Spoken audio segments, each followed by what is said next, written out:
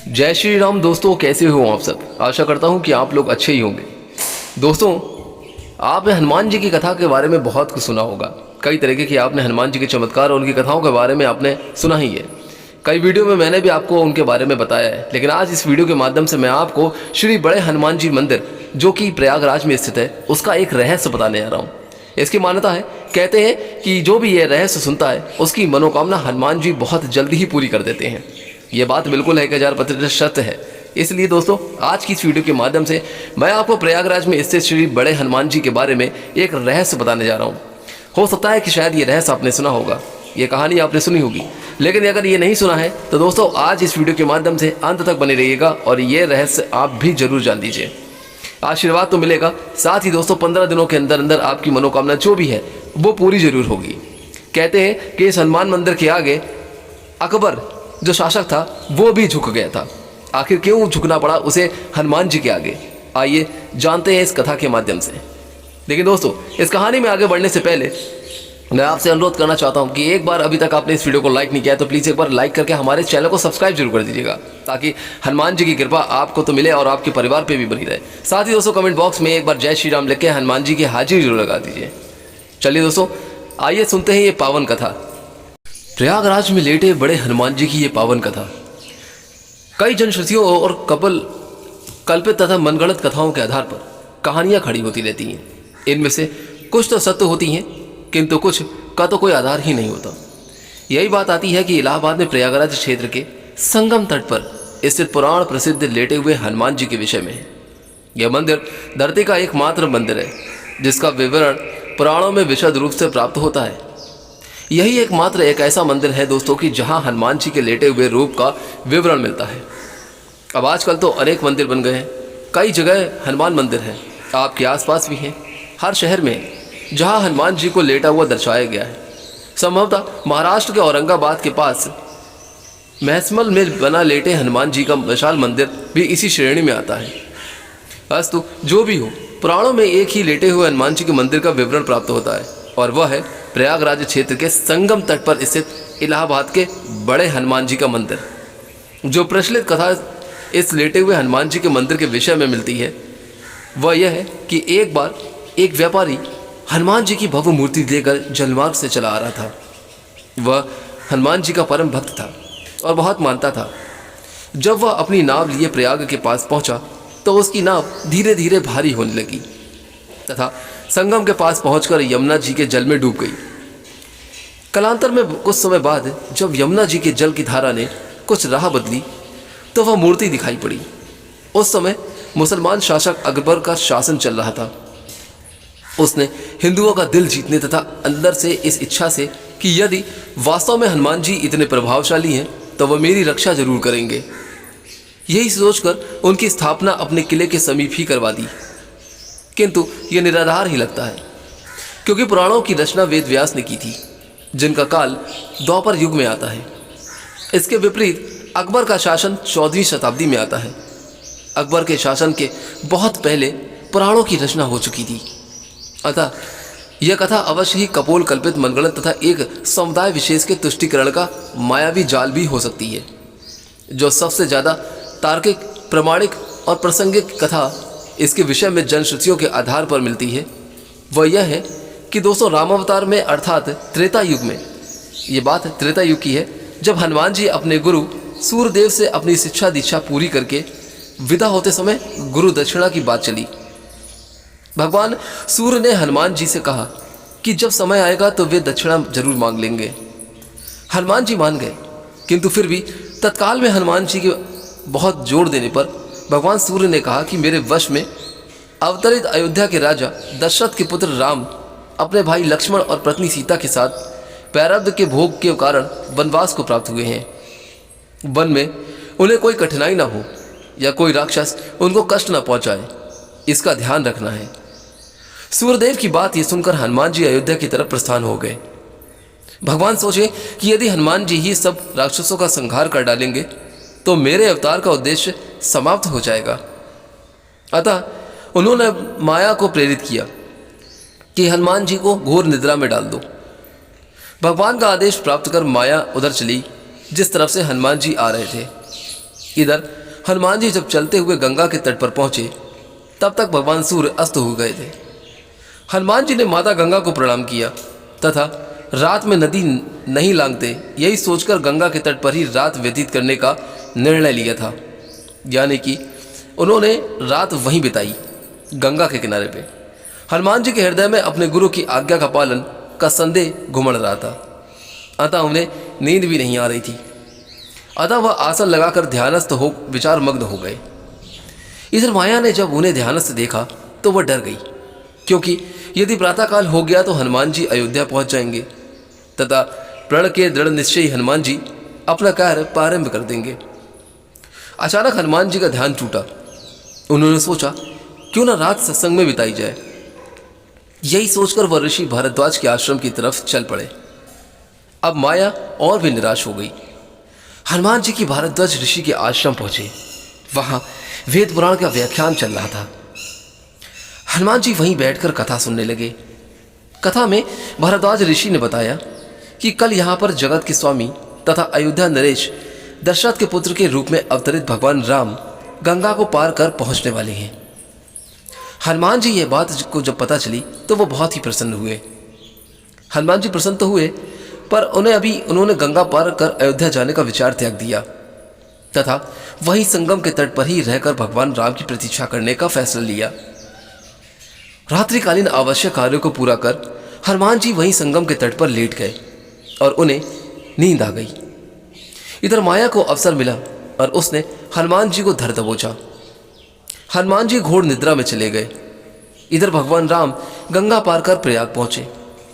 उन्होंने हनुमान जी को सोते हुए देखा तथा उनको यह वरदान दिया कि इस सोए हुए हनुमान जी की मूर्ति के जो दर्शन करेगा, जो भी सच्चे दिल से दर्शन करता है, उसे बिना किसी प्रयास की मेरी कृपा प्राप्त हो जाएगी।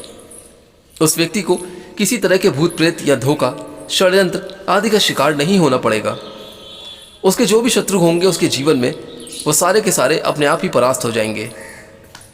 इस तरह हनुमान जी को अमोघ वरदान देकर भगवान राम भारद्वाज ऋषि के आश्रम तथा अक्षय वट का दर्शन करते हुए आगे बढ़ गए। यह वरदान आज अक्षरशः सत्य हो रहा है। इस पुराण प्रसिद्ध सिद्ध हनुमान जी मंदिर का दर्शन निश्चित ही समस्त बाधा, कष्ट, अरिष्ट आदि को शांत करता है। अब इधर प्रातःकाल गंगा देवी ने जब देखा कि एक प्राणी उनकी तरफ ही पांव फैलाकर सो रहा है, तो उन्होंने अपने आप को अपमानित महसूस करते हुए हनुमान जी को डुबो दिया। सूर्यदेव ने जब प्रातःकाल अपने शिष्य हनुमान जी की यह दशा देखी तो उन्होंने गंगा को श्राप दिया कि तुम्हारा हृदय मैला है, जो अज्ञानवश तूने एक सीधे साधे प्राणी को दंड दिया। तेरे सम्मान करते हुए हनुमान जी ने रात में तुम्हारे ऊपर से होकर गुजरना अच्छा नहीं समझा और तुम दुर्बुद्धि से उसे श्राप दे बैठी। जा, आज से तू प्राणियों के मरे शरीर और गंदगी ढोने वाली हो जाओ। गंगा नदी के दूषित होने से संसार के समस्त देव संबंधी एवं शुभ कार्य बाधित होने लगे। तब समस्त देवताओं ने मिलकर भगवान सूर्यदेव की पूजा अर्चना की। तब भगवान सूर्यदेव ने कहा कि जा गंगे, तेरे जल के ऊपर मेरी किरणों के पड़ते ही तुम्हारे जल की पवित्रता बढ़ जाएगी तथा तुम्हारे जल से मेरा किया गया स्तवन पूजन कोटि गुना फल देने वाला ही होगा। भगवान सूर्य के कहने पर गंगा ने कहा कि हनुमान चतुर्मास व्यतीत होते ही पुनः भगवान राम की सेवा में उपस्थित हो जाएंगे। तब तक हनुमान जी किष्किंधा पर्वत पर सुग्रीव की सेना में लगे रहे। चतुर्मास बीतने पर भगवान राम माता सीता की खोज करते हुए किष्किंधा पर्वत पर पहुंचे। वहां पर उनकी मुलाकात भगवान राम से हुई। आज तो कालांतर में जब मुगल शासन के दौरान अकबर के समय में जब बादशाह अकबर ने उस सिद्ध तपोभूमि को अपने किले के रूप में परिवर्तित करना प्रारंभ किया था, तब उसके दीवार की एक सीध में सोए हुए हनुमान जी का मंदिर पड़ गया। उसने तत्कालीन हिंदू धर्म गुरुओं और पंडितों को रुपए पैसे का लोभ देकर तथा डरा धमकाकर उस सोए हुए हनुमान जी के मंदिर को अन्यत्र स्थापित करवाने के लिए राजी किया। हनुमान जी की मूर्ति की खुदाई होने लगी। जब समूची मूर्ति की खुदाई नीचे से कर ली गई तब उसे उठाया जाने लगा। जब लगातार कोशिशों के बावजूद भी मूर्ति नहीं उठी, तब उसे भारी सामान उठाने वाली मशीन से उठाने की कोशिश की जाने लगी। ज्यों ज्यों उस मूर्ति को उठाने की कोशिश की गई दोस्तों, वैसे वैसे मूर्ति और भी नीचे धंसती चली गई। ये बात बिल्कुल ही सत्य है।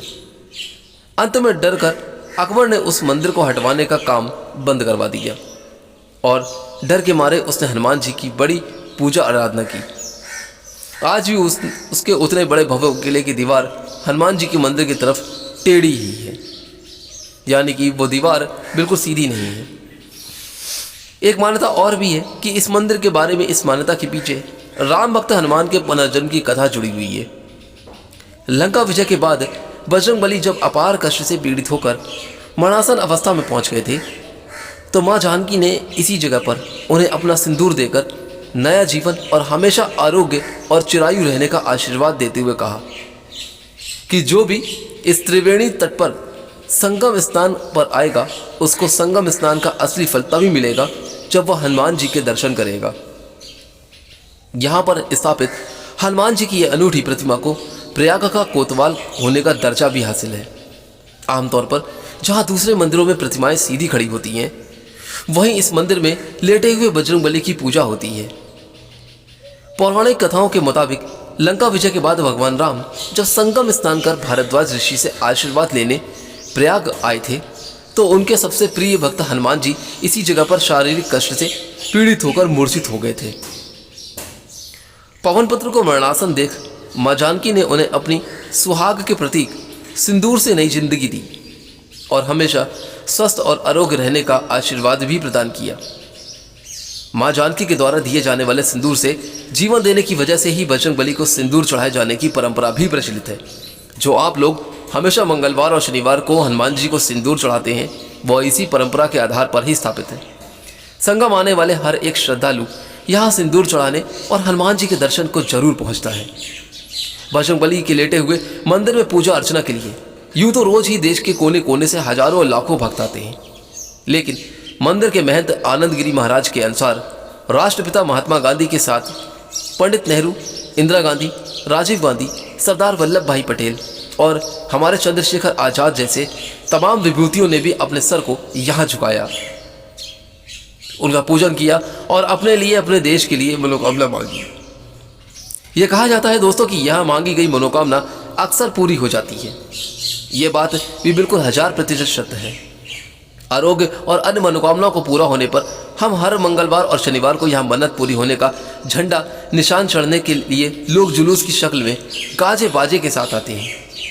मंदिर में कदम रखते ही श्रद्धालुओं को अजीब सी सुखद अनुभूति की प्राप्ति होती है। यदि आपको ऐसा नहीं लगता तो आप चाहें तो जाकर देख लें। भक्तों का मानना है कि ऐसी प्रतिमा पूरे विश्व में कहीं भी मौजूद नहीं है। इलाहाबाद में संगम के निकट स्थित यह मंदिर उत्तर भारत के मंदिरों में अद्वितीय है। मंदिर में हनुमान जी की विशाल मूर्ति आराम की मुद्रा में स्थापित है। यद्यपि यह एक छोटा मंदिर है, फिर भी प्रतिदिन सैकड़ों की तादाद में भक्तगण दर्शन करने के लिए आते हैं। तो दोस्तों, यह था प्रयागराज में स्थित बड़े हनुमान जी के मंदिर का रहस्य। दोस्तों, यह रहस्य आपको कैसा लगा?